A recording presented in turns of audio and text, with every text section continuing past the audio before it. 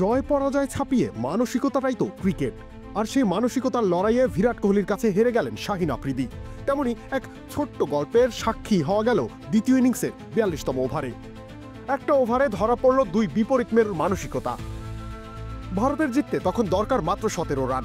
বিরাট কোহলি ক্রিজে আর তার শতক পেতে চাই ১৩ রান।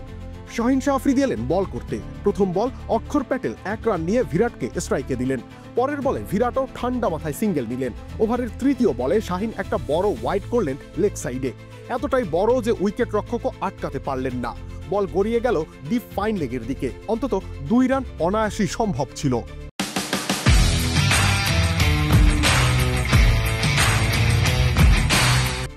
বিরাট যেন বিদ্যুৎ বেগে দৌড় দিলেন প্রথম রানটা নিতে, দ্বিতীয় রান নেওয়ার জন্য তৈরি। কিন্তু অক্ষর দ্বিতীয় রানটা নিলেন না। ক্যামেরায় ভেসে উঠল বিরাটের কপালে ভাঁজ, স্পষ্ট হতাশার ছাপ। কিন্তু কেন? অক্ষর আসলে বিরাটের ভালোর জন্যই এই সিদ্ধান্ত নিয়েছিলেন। কারণ ওয়াইডের সঙ্গে ২ রান নিলে দলের প্রয়োজনীয় রান দাঁড়াতো ১২। বিরাটের শতকেও তখন চাই ১২ রান। অক্ষর স্ট্রাইকে রাখতে চেয়েছিল বিরাটকে, কিন্তু সেটা না হলে আর শতকের সমীকরণ কঠিন হয়ে যেত। তাই তিনি একদম ঠান্ডা মাথায় দ্বিতীয় রানটা নেননি। কিন্তু বিরাট কোহলির চোখে তখন শতকের চেয়ে দলের জয়টাই বড় হয়ে ধরা পড়েছিল। সেটাই তো তিনি বারবার করে দেখিয়েও এসেছেন।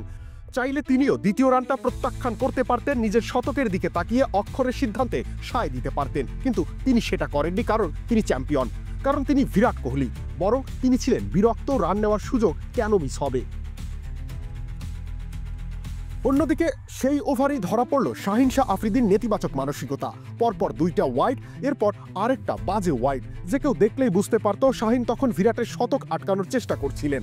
রান আটকে দেওয়ার বদলে লাইনে বল না রেখে উদ্দেশ্য প্রণোদিতভাবে ওয়াইড দিয়ে যাচ্ছিলেন। ওই একটা ওভারে শাহিন ৩টা ওয়াইড করেছিলেন।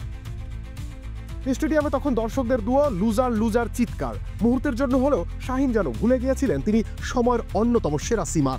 এমন নেতিবাচক মানসিকতা কি তাকে মানায়? এক ওভারেই ধরা দিল ক্রিকেটের দুই চেহারা। একদিকে দলের জয়কে নিজের ব্যক্তিগত অর্জনের চেয়ে বড় করে দেখা বিরাট, অন্যদিকে একজন প্রতিপক্ষের ব্যক্তিগত অর্জন আটকাতে মরিয়া হয়ে পড়া শাহিন আফ্রিদি। ইতিহাস এসব মুহূর্ত মনে রাখে, আর আমাদের শেখায় মানসিকতাই সব। রবিউল ইসলাম রানী, খেলা ৭১।